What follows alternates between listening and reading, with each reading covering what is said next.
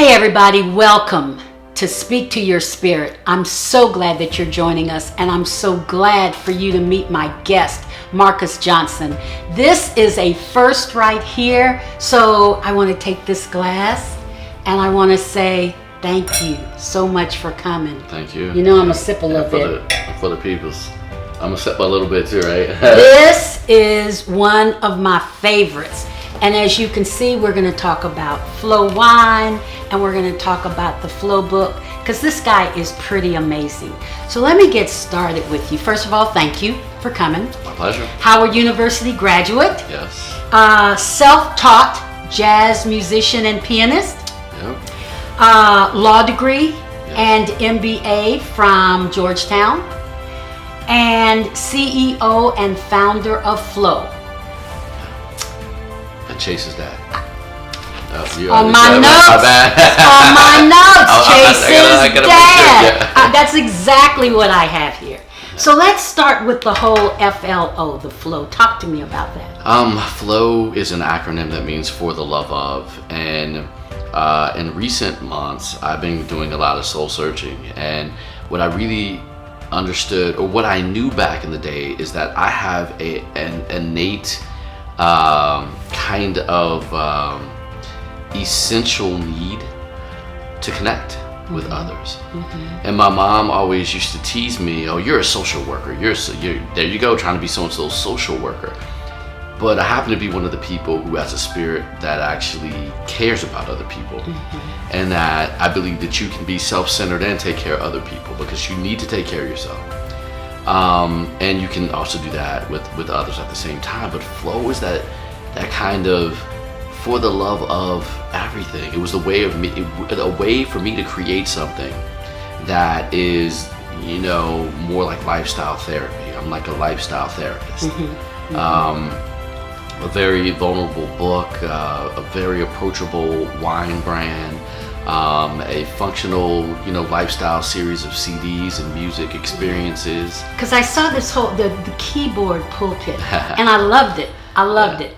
So let me tell you folks, for those of you who don't know this guy, and I don't know why you wouldn't, there's so much going for him, and his music is amazing. And I'm just sorry that we didn't have room today for you even to play something. So, you're going to be here in a couple months. I'll do a recording, and, we'll just see about letting everybody see that. That's awesome. A little bit of it. I would love that. So where does all of this, where does your energy come from? Talk to me about where your energy and your gifts, because I believe we all come here with gifts. We all have purpose. How have you connected so well with yours? I wasn't the kid that went outside all the time. Now, I played sports. When I was in elementary school, I was a regular kid, played soccer, played with my friends in the yard. But as I got older, I began to create more of a relationship with my instrument. And it kind of set me apart from a lot of other people. I mean, you are building, when you get to the level of mastery or professionalism with any instrument, whether it's voice, whether it's your piano, guitar, bass, drums, whatever, you develop a symbiotic relationship with that. And the only way that you can do that is through the time. So it's like if you can imagine on Star Trek or something, or Avatar, the movie, where the guy at the end actually became one, his spirit, with the avatar. That is what happens with musicians, or those people who have passions. And I was lucky enough to realize early in my life, 14 to 15, that music was going to be my way that I would touch the world. To the dismay of some family members that wanted me to be more of the engineer, doctor, the STEM person. I turned out to be a STEAM person. And that is what I'm advocating for now. We can't have robots. We can't just build people who build houses that if they functionally work, but where's the creativity? What makes it so I want to walk in here? What makes it so I want to come home? And I think just needing to spend that time, and having spent that time with my piano, with my keyboards, allowed me to understand that there's something deeper in every level of everything that I do. And it's that commitment. It's that discipline. It is that, the idea of making sure that that's in your plan. It's the idea of reflection. It's the idea of gratitude. being thankful for what you have. Right. I mean, a lot of us, don't ever really get well with our goals, our gifts, because we're not thankful for them. And the word passion Yeah. is so important, and I agree with you. I talk about being grateful all the time, and I will do in a workshop where I'll say, tell me 3 things that you're grateful for. And they tell me, husband, wife, kids, house, job, and then I'll say, go down, give me 3 different things. And, and they may say, my job, but when I ask them to go deeper, they stop. Because they've not gone down that far to think about the air, the sun, the light, the water. The heartbeat. The heartbeat. Lungs breathing. Yes. Those are, and if we are able to do that on a regular basis, then I can be listening to you playing music and be grateful because it touches. You can be sick and be grateful. Exactly. That you have, neurons and your nerve endings working where you can feel pain. There's some people that don't. Right. To be fearful, the fact that you have things to lose in order to, to fear the loss of them or that thing or those issues or whatever that may be. Right. Where are we taught that? I know. I hear you. So you decided that you wanted to go to law school. This is after you're playing the piano, after you've made a CD, or before? Did you play music at Howard? I did. Okay.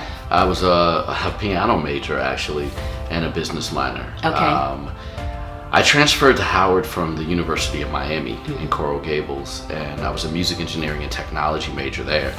I had planned to be, one of the top producers and work in the engineering consoles and that kind of thing, working for Disney or someone like that, scoring. And so my mom got sick right before I left. She had a stroke.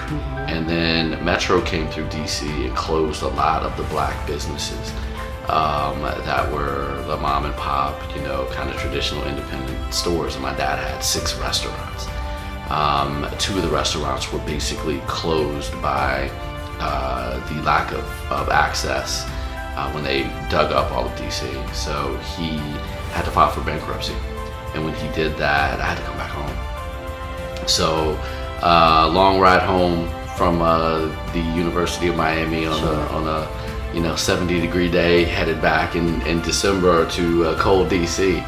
But I came back and I was able to major not just in music, which I don't think is a bad thing if you choose to do that. But I think we need to start opening up our students to more combined types of curricula and hybrid curricula that allow for the use of both sides of the brain. It's a cop-out to say that you're left brain or right brain. Actually, there is no scientific,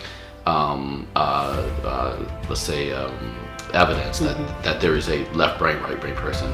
That is some BS that has been created. Right, because we can actually think. For people that can't, honestly, I think it's for people that can't play music, and that people that aren't creative, that haven't. If I can say that if I can cop out and say I'm not creative, how can I do that? Well, I can do it by saying, well, I'm just left brained. You're right brained, or you're left brained and I'm right brained. Exactly. So it's an excuse. It's BS. Otherwise, I got it. Yeah. So you got your law degree, and then you went after an MBA. Any particular reason? Because you decided you didn't want to be a lawyer, or? Well, I knew I wasn't going to be a lawyer pretty much after the first semester, and I missed my piano too much. Okay. And that's when I also made the decision I was probably going to start working on a CD towards my second year. I did the MBA because, number one, why not? If anybody else can do it, why can't I do it? And why wouldn't I want to get the extra knowledge with one extra year of school? So I'm already at Georgetown. I am in my first year, which is, our hardest year, and decided to go over to the business school and apply. Okay. And took my GMAT while I was studying for finals of my first year of law school, which is supposed to be hard, and got in. And still working with your dad in his business? I was doing a lot of stuff there. Yeah, I was. At that particular time, I was. He had moved into home remodeling. Now, my dad was a psychologist by trade, so people still call me, I'm looking for your dad. I'm in a family crisis. Like, unfortunately, he died a few years ago. But that was his main shtick. But he was a hustler. So he knew how to get out there and make things happen. And so I was helping to run and even do some things in home remodeling. Okay. Yeah. All right. So we moved from the MBA to wine. Nah, not Or really. music. Really, what we did was we moved from the MBA to my first 2 CDs while I was at Georgetown. Okay. And in my last year at Georgetown, I had a deal. Did you record them there while I was at there. Howard? No. Oh, okay. At George, I was. I Oh, you were at recorded them Georgetown. at That's home. right. That's yeah, right. at my house, and a couple of local studios. But literally, by the time I was graduating, I had a deal from Motown, Mojazz, Blues, Blue Note, the new GRP, which was called N2K, and Wyndham Hill. And I wish I had had somebody to tell me to take the Blue Note deal, but decided to go with the new up and coming company, which was N2K, and that has led me on the road of being independent for a while. I clicked really hard with Bruce Lundvall, who was running Blue Note, and again, I wish I had a Marcus to tell me, look, you can always go back down, right? You can always decide to leave Blue Note and go to N2K. But you want to have that record label and that logo that says that you are in the same likes as Thelonious Monk, as Miles Davis, as Sonny Stitt, as Sonny Rollins, as all the people that were on the Blue Note label. And I didn't get that. I chose not to do that. And so very interesting, but my career is where it is. So Exactly. I'm good. Exactly. Yeah. So we live and learn. Yeah. Do you have any regrets? So people say they don't. I mean, I do. I have a lot of regrets. I mean, that would be one of them. I mean, the other is the stuff. I mean, I tell you, I'm in therapy right now, and I've had some acute things to go down in the last 6 months that made me have to go and, as I said, look in the graveyard. I was coming home and the graveyard's on the other side of the door every day, but you just look at it. Like when you go to church, you're like, ooh, the church graveyard's there. And I think that, some of the things started kind of sticking their hands out and saying, like, we're not going to let you go. You need to, can you give us a proper burial? If you give us a proper burial, we'll let you go. So I've been dealing with that. There are a lot of things, regret-wise, that I wish. I think that, I wonder what would have happened had I, stayed in Miami. I wonder what would have happened had I realized how good of a law student I could have been, where I could have gone. Now, Georgetown is a top 10 school, so I'm good. But then, the Harvards of the world are out there. Not that they're any better, but, there's a different boys and girls club there. I think about things like spending more time with my mother when she had a stroke instead of freaking out when I was in high school. I regret, not... Did she recover?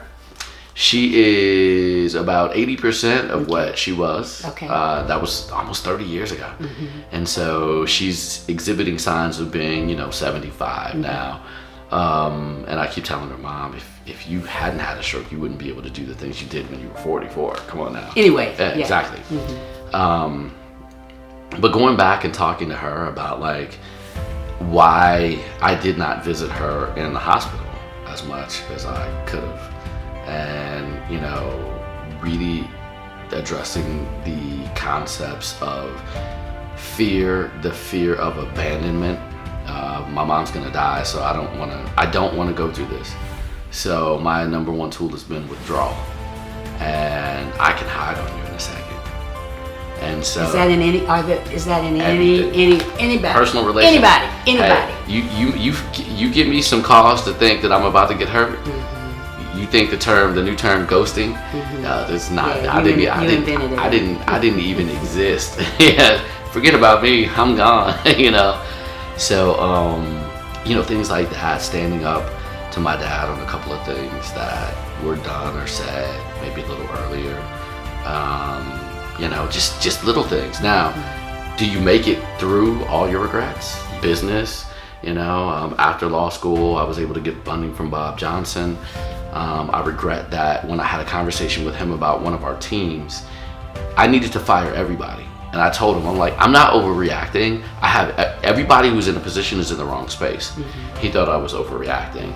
It was my company. I had the majority of the shares. He was letting me run it anyway. I should have fired everybody. And I regret every time that I did not trust my gut, which is my God and my spirit and everything else that's of the world and the universe, when I didn't trust it. Do you trust it? Do you trust it now? I work on it every day. Good. I'm listening. What do you do when you get up in the morning? Drink water. Okay. Yeah, I drink water. I'll go to like a Gary Vaynerchuk kind of uplifting thing. I may read some kind of quote in scripture. I say, thank you, God, for another day.